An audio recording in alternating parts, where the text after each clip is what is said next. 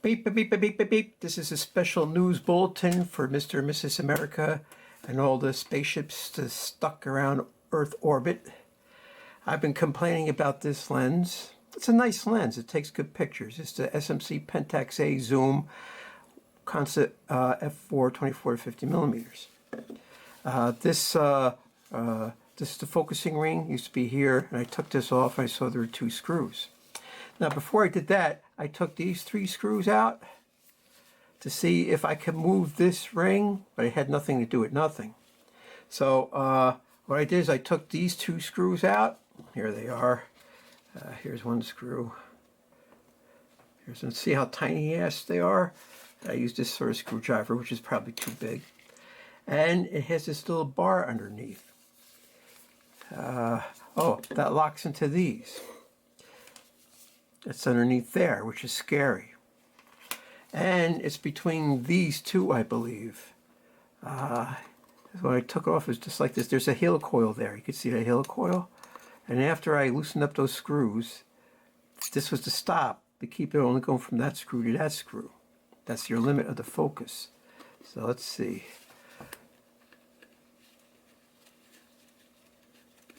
Nope. Let's do it again. It's annoying. I used to do this for a living.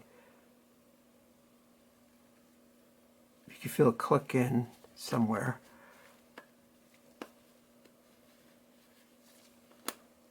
Nope. It's a little difficult. So there's a triple helicoil in here, cut into the inside of the barrel, and then there's another helicoil in this upper portion. So let's see.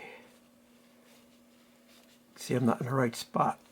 So I gotta move over, the helicoil over.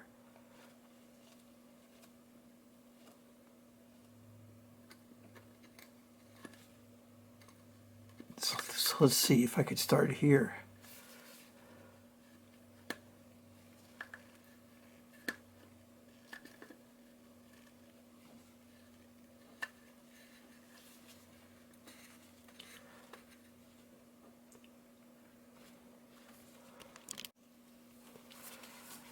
I have to get this stopper thinner. So I'm going to mic it with a micrometer. Then I'm going to take off like 10 thousandths on each side because I don't know which way I'm going to put it in the barrel. Then I'm going to have to get something slightly sticky to hold it in place, right? And why? You say, why? Why do you got to do that? Well, I determined that this red line, the helicoils line up with this red line and the 55. So let's see if I could do that. Gotta get perfectly, everything's gotta be exactly parallel, you know, and it looks like you gotta use all your skills to do that. And this is up, there it goes, that was easy. You see, now the lens will go past infinity, but it won't stop the closest focusing. So I don't care about the closest focusing, but I want to make sure that this barrel is going to move in another 10 thousandths or so, because right now that doesn't cut it, but it looks like that much. See, it's not moving that much. All I got to do is take, even if I take 20 thousandths off of each side, just so I could get to go past infinity, I'll be able to use this lens and get better results because it's weak at infinity focus. However it was designed, well, it just isn't hitting infinity. And if you go in a live view, like a 10x live view on your mirrorless camera, you can see that it doesn't quite hit infinity. So let's back this bad boy off again. There's 4, right? That's the closest focusing. That's when it would hit that other stop there. Yeah, when it gets to that 55 red line, it pops off. Now, what I'm going to have to do is I'm going to clean these surfaces off. I'm going to grind that down first. And check this out. This is at 50 millimeter. It's at f4. I don't know if you can see that. See how the aperture is stopping down? That's how to get a constant exposure. This might be, let's say that's f4. Well, maybe this thing is f2.8 at 28 millimeters, but it's just going to be garbage. So I stop it down to f4, right? So if you go through the turns, let's go back wide open. See, that's like f4 50 millimeters. And then you can see it stops down significantly when it goes to 24 millimeters. So maybe it's stopping down a stop and a half. to maintain that. But when you're on a manual, when you're using a manual lens like this, even though it's automatic, you gotta use it in manual mode. The fact that it keeps a constant aperture, you don't have to worry about your exposure changing through the zoom range. So that wasn't as bad as I thought it would be. So it's a simple fix. And I thought anyone else who has the SMC Pentax-A zoom, 1:4, 24, 50 millimeters, if you're noticing it's weak at infinity, well, I feel something loose in there. I wonder what's up with that. I don't care. All I'm going to do is I'm going to get a file, like I said. I'm going to take 20 thousandths off of each side of this block. And then I got to place it between these two screws somewhere with something ever so slightly sticky. So as I'm farting with it and I put this lens on, it'll stay in place. And then, let's see, this is infinity focus. I'll probably have to just put something sticky right here so it stays there while I'm getting that lens on. I noticed that that hole in the barrel showed this screw when I went over it. So I gotta have it right there somehow. But I'm gonna worry about that later after I grind this down. And I'm gonna take some test pictures and we'll see if that solved my problem. Well, I guess I'm gonna have to learn you and have a little school lesson, huh? You don't have a micrometer? Why not? You get a cheap set made in China for a couple of bucks. It looks like it's off by 0.5 thousandths, so I could live with that. Close enough for what I'm gonna do. It could be maybe some dirt here, huh? Let's see. Yeah, there's some dirt there. Doesn't have to be too accurate for this. Yeah, 0.5 thousandths. Of course, I'm in America, so we're using inches. It's barbaric. I wish I had a stand. See how horrible this is? Maybe I could do it like this, like this. Yeah, you know what I'm gonna do, right? That's my doomsday microwave to let me know my tea's been nuked. There we go. Ghastly. This is the easy part. The hard part's gonna be cleaning it. I'm gonna do it once, inspect it with a magnifying glass, and the hell with it. So let's see what we got here.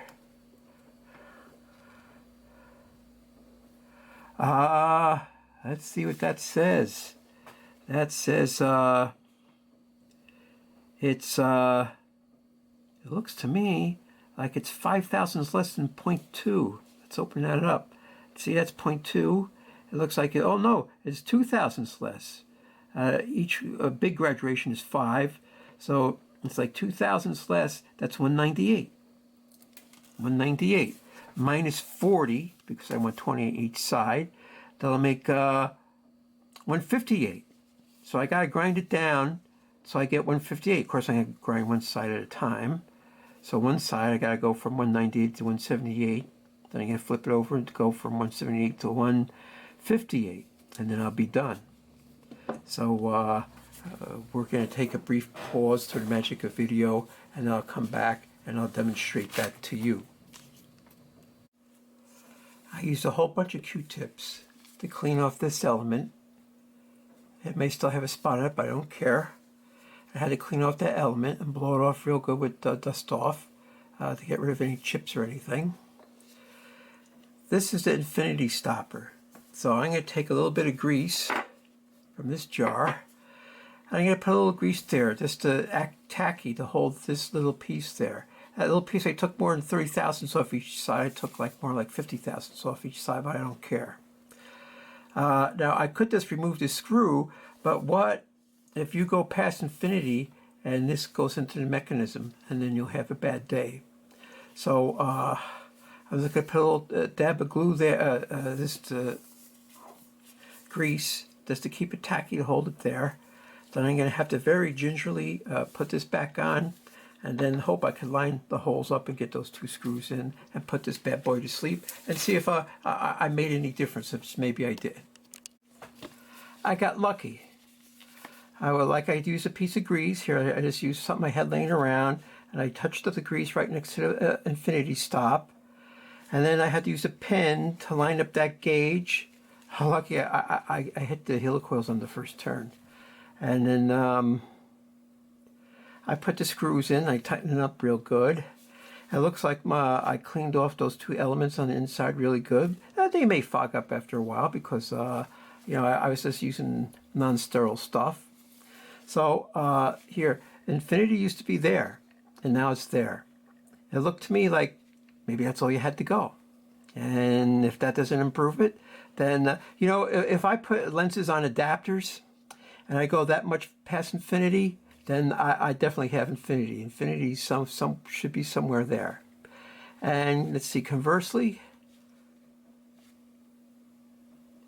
huh?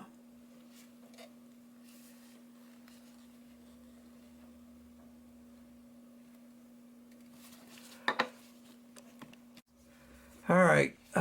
What happens here is this focusing thread is actually 3 helicoils in one.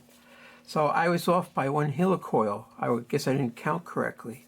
So that's where and still what happens since I cut that bar down, my infinity mark goes past infinity.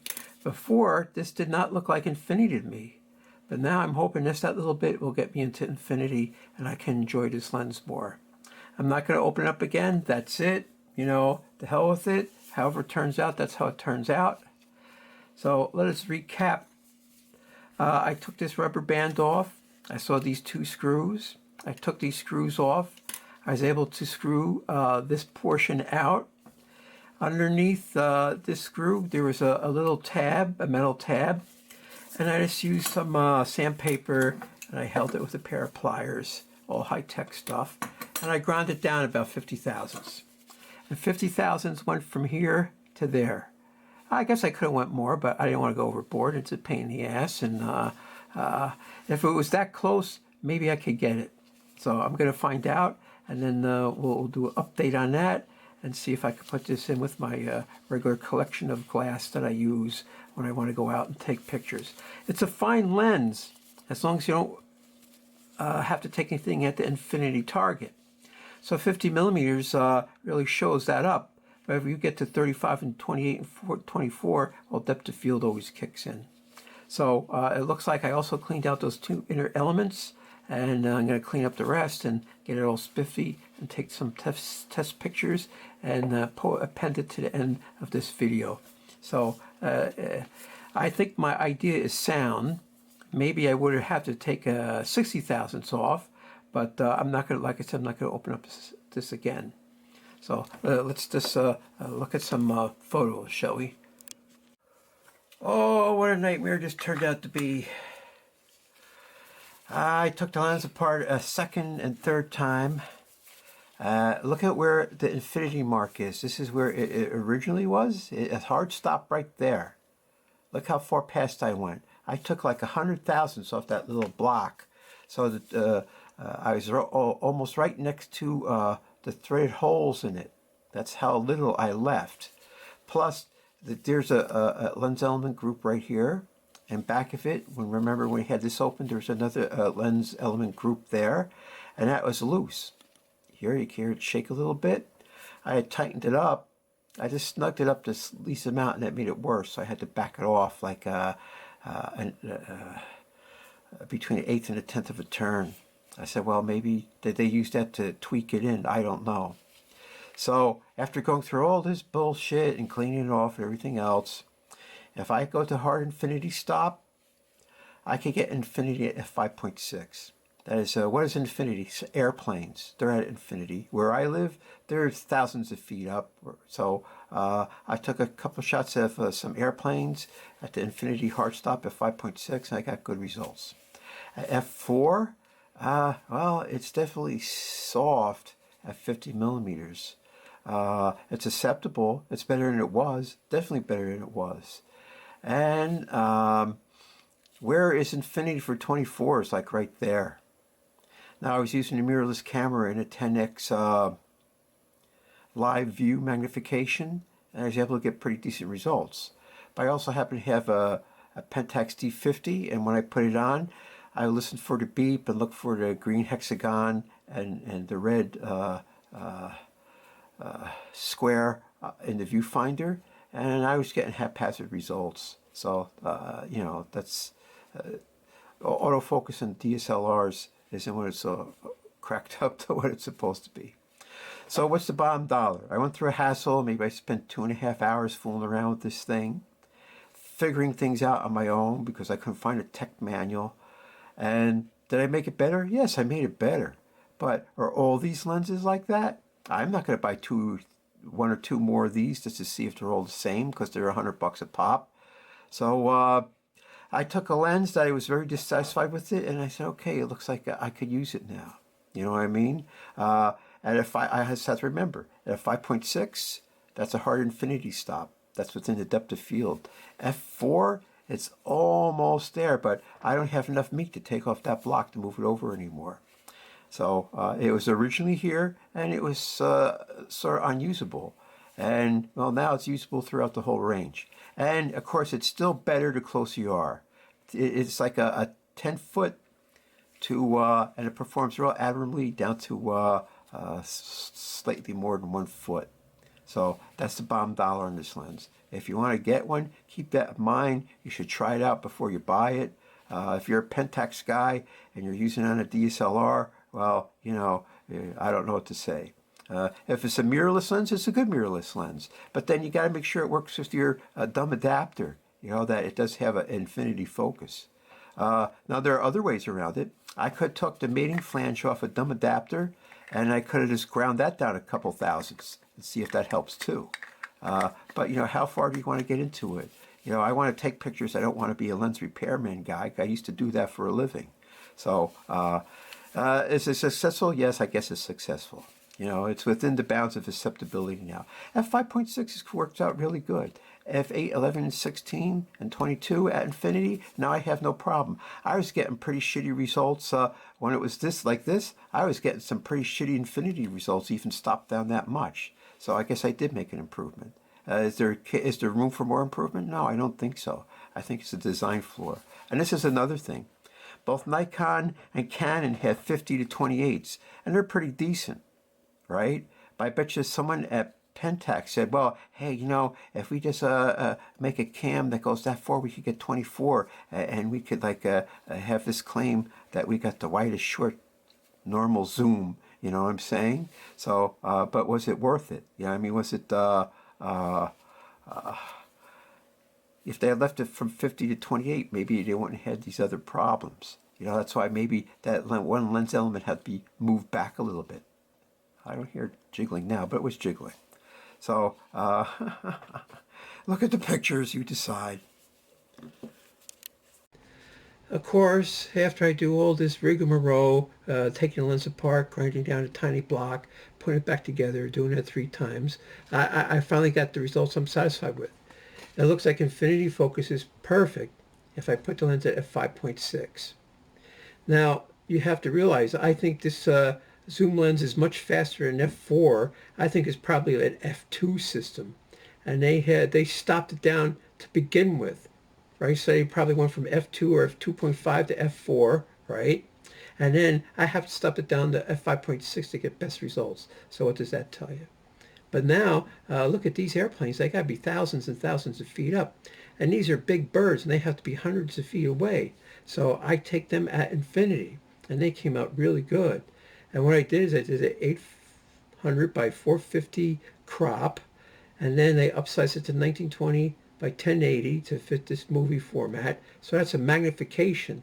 And the Sony 6000 is 24 megapixels. So you're looking, this is really pixel peeping. And this lens is a really nice lens. If you notice, my shutter speeds are really fast because I couldn't get good results with it. I guess I got the boomer jiggles. So I have to use a fast shutter speed. But this is blurry, but I think it's from atmospheric turbulence. I noticed that. You know, there's always going to be pockets of rough air. So I went to a town, and it was Sunday morning, 7 o'clock. It's sort of overcast, cloudy bright. No harsh shadows or highlights. Everything was evenly lit. And I tried to take pictures across the street or diagonally down the street and try and be 50 feet away because now I could go past infinity, which is only like less than 100 feet away, and I could confirm a focus by going back. So even at those distances that are close to infinity, I was still able to tweak it in myself using the 10x live view in these mirrorless cameras. I took a couple 24 millimeter shots, like this is wide angle of some building they're building. It's taken them like 3 years to do it or something. And then I just feel like it was an improvement. It was definitely an improvement. This lens, I don't know. Uh, did they make a whole bunch like that? Was there just a batch or all like that? Or some of them were better specimens where you don't have to play with them? Like, all right, I did lens repair back in the day, and I know some of the basic concepts and all that. And luckily, it was an easy fix. But, for the faint of heart or people who aren't too, shall we say, mechanically inclined, it might be a daunting task. But it was worth it, I think, because the mechanical build is excellent. Pentax, they nailed the mechanical, old school, all metal construction. Here's a lens that could last forever, and now it works even better than it ever did. And here's the proof is in the pudding in these pictures. And now I'm using the Canon M50 M2, which is another 24 megapixel crop sensor mirrorless camera. So the lens could hold up to 24 megapixel even at f5.6. I didn't shoot anything else, nothing f8, 11, or 16, strictly at 5.6. Whenever I could, I spun the infinity to the hard stop and I took a picture. And a lot of these, they were just slightly past the old infinity mark where it was right by the index mark. So there was that. And it's a good lens now, a really good lens now. I'm going to maybe leave it on one of my mirrorless cameras for a while and just shoot to my heart's content. And 24 millimeter, 50 millimeter is a very useful focal range on a mirrorless camera. Now I focused on the Pumpkin Lake sign, but if you look at the trees in the background, they actually have some a detail to them. Mr. Raymond, a Cannonball Road. I think someone tried to steal that sign. That's why it's bent like that. And then I was getting gas at that gas station for $2.79. These birds were on his telephone pole across the street. So I stuck the camera out the window and took a picture. I think it came out really good.